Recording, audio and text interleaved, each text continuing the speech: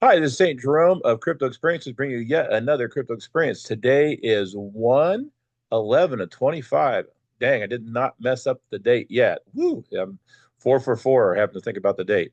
So I am from the boomer generation. Can you tell by the pictures in the back?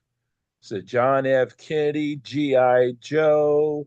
We've got James Brown. We've got Leave It to Beaver, Elvis, John Belushi. Yeah, I remember all those things. And Smile, right? Smiley face came from our generation. So I like my generation. However, we seem to not quite have a handle on some of the things that help get rid of fiat currency. For example, cryptocurrency and precious metals. So I'm going to talk a little bit today about surprising generations and the way they look at cryptos and precious metals. So without further ado, here is the most surprising generation. And I believe this generation is getting a bit of a bum rap. That was groovy boomer talk for not treating them fairly anyway. So, can you guess who is in my opinion, the most generation most kind of picked on and made fun of on social media? Well, let's look at the generations first. The lost generation. Yeah, not too many of those left. Born in 1890 and birth ends in 1950. Not too many of those. The youngest age is 103. Very few on that list. The interbellum generation, for those who don't know what interbellum means, it means between the wars. So um, they would be what, 105 to 117, a little bit younger. The greatest generation, 1910 and 1924, between 94 and 108. Very few of those left also. The silent generation, 1925 to 1945. I have family members that are in this age range. And then the baby boomer generation, that is my generation, 54 to 72. I may look younger, but yeah, I'm in that generation. You can tell by the way my bones creak when I move them. Then we have the Generation X, the baby bust, 1965 and 1979, between 39 and 53 years old. Xennials, it was 1975 and 1985. Their youngest is 33 to 43. Millennials, Generation Y, the Gen Next from 1980 to 1994. They're between 94 and 38 years old. Then Gen Z, 1995 to 2012. The youngest is 6 and the oldest is 23. And then Gen Alpha, the 2013 to 2025. And now we are throwing in the beta, the betas. So those are the new babies born. So which generation is getting a bun rap and something they do very well? Well, this may surprise you, but it is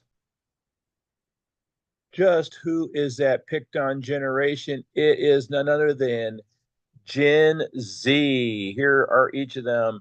Uh, there are Grok was supposed to make me a picture, did a pretty good job. I just see one cell phone. They were each supposed to be holding a cell phone and a bar of gold. I see the one young man on the right has a cell phone and a bar of gold in the same hand.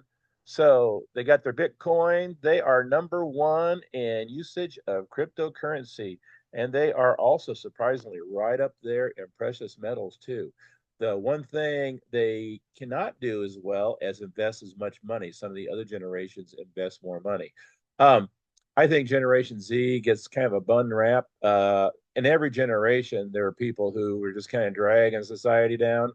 But there's a lot of enterprising people. They just are enterprising in a different way. They very are adept with all things digital, and that's why they kind of lean towards cryptocurrencies, and they get it.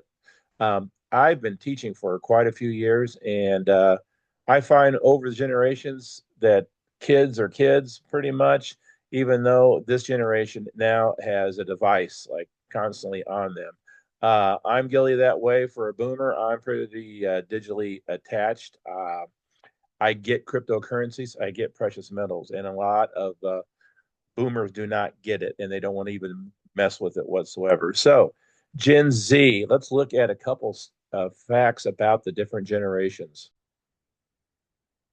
Well, according to Grok, the breakdown in gold is like this for the generations that can afford to buy it.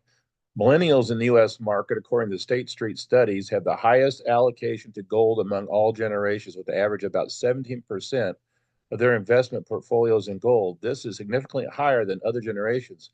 Millennials are also noted for preferring gold ETFs. There's a fly in the ointment. If you are a watcher of this podcast, I think you need to hold the assets in your hand. ETFs are basically paper promises. I recall a wise man, Lindsay Williams, talking to his elite friends. He had three very elite friends that he made when he was working with the Alaska pipeline as the chaplain there, and was able, and the people who were the CEOs of the oil companies were so impressed with him that they let him in on a lot of secrets. So, and he said for years, if it's written on a piece of paper, it's worth a piece of paper. He also said the lead told him that their money was gold and silver. So, what about this Gen Z now? But there's a trend showing young investors worldwide, including Gen Z, are increasingly interested in gold due to economic uncertainties. This demographic shift is particularly noted in China, where younger buyers increased their share of gold purchases from 16% to 59% in 2023. However, exact percentages of their portfolio allocations are not provided. So I've also saw that they make little things called like gold beans. I think it was in China, but a person can, and maybe also Japan, but people can invest in these little gold beans, little pieces of gold for affordable prices for people who are in this younger generation. So there, in all the generations in the United States anyway, there are more silver holders than there are gold holders, and you can understand that the price of gold is, we're doing round numbers now, is roughly $2,700, maybe 2680, and silver's about a little over $30, say 30.50 to $31 or so. So that makes sense.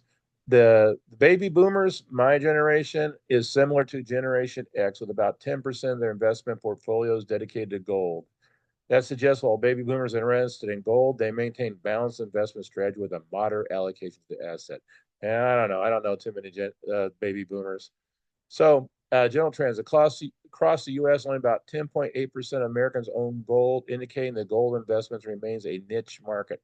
However, this statistic doesn't break down by generation, but gives a sense of overall investment in gold among the general population. So, um, people are starting to turn to gold. This article might be a little old that I was reading. Costco can't keep gold and silver in when they get it. So, younger people are getting this all the time. And Gen Z is surprisingly especially I've noticed I've had a few goldbacks and I share them with Gen Z waiters and people helping you, and some of them are extremely interested, and it's kind of a cool to leave them a little tip with, because the goldbacks have the gold embedded inside of them. So uh hats off to Gen Z. Well, it looks like all their hats are off. So there they are for their gold. Now, what about crypto? They do have Bitcoin shirts on after all. So after all, this channel is called Crypto Experiences. So how does that break down? And surprisingly, the number one group for crypto investing is Generation Z. So they are my heroes in this. A study suggests that indicated that 21% of Gen Z individuals own cryptocurrencies, making them one of the younger generations actively participating in the crypto market. They are often attracted to the technology and potential for high returns, being comfortable with digital platforms and innovations like NFTs and play to earn games. Um, I have been showing some Gen Z folks a little bit about crypto, and I tell you what, of all the generations I talk to, they get it right away. So I guess all the QR codes and that is something they're used to, and using Cash App and Venmo. Yeah, they know how to do exchanges by using their cell phones, and their wallets are their cell phones for most of them.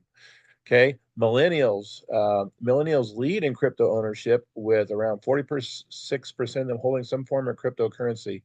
They're most active in terms of both ownership and trading, influenced by their familiarity with technology and willingness to take investment risk. Millennials have shown a higher inclination towards crypto as part of their retirement strategies, with 54% integrating it into their plans.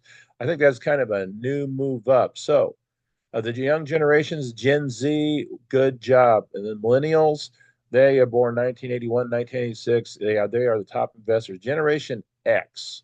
While Generation X has a lower ownership rate compared to millennials and Gen Z, about 25% on some surveys, they are outspending younger generations in terms of the dollar amount invested in cryptocurrencies. And that's because the younger generation doesn't have as many bucks to invest. Baby boomers. Baby boomers show the lowest adoption. Come on, boys. Let's show some of our 1960s know how and technology and get some crypto. Oh, well. Baby boomers show the lowest adoption rate among generations, with only 6 to 8% owning cryptocurrencies. Their skepticism might stem from a preference for more traditional investments like stocks or gold. Not much on gold, though there's a slight uptick in interest, particularly with Bitcoin ETFs. Yeah, again, ETFs, not financial advice, but you probably get my opinion. Okay. Silent generation, minimal data on this group's involvement in crypto. Well, yeah, that they don't really get it. I sold some ballet wallets at coin shows. Got some interesting feedback. I had a veteran, Navy veteran from the 1950s. He was in the friendly time. He called his ship the friendly cruiser because it was after Korea and before Vietnam, so there never were any conflicts at all. So I asked this man, I said, I think his name was Don. I said, Don, what do you know about get Bitcoin? Have you heard of it? I've heard of it, and I don't care to know anything more. Okay. However, I had one man in his 90s came through and explained it to him, and he got it right away, and that just amazed me. So, yes, every generation can get it if they have just a little know-how. I think it depends on your experience in your lifetime, and the experience of these Gen Zers, as we see behind, is they've grown up with a device in their hand since babies, right? So, as I leave you today, I just want to do a quick little blurb on investing by each generation and to give a thumbs up to Gen Z. Keep it up. I think you guys are going to do really well in the crypto world and in the gold and silver world in the future.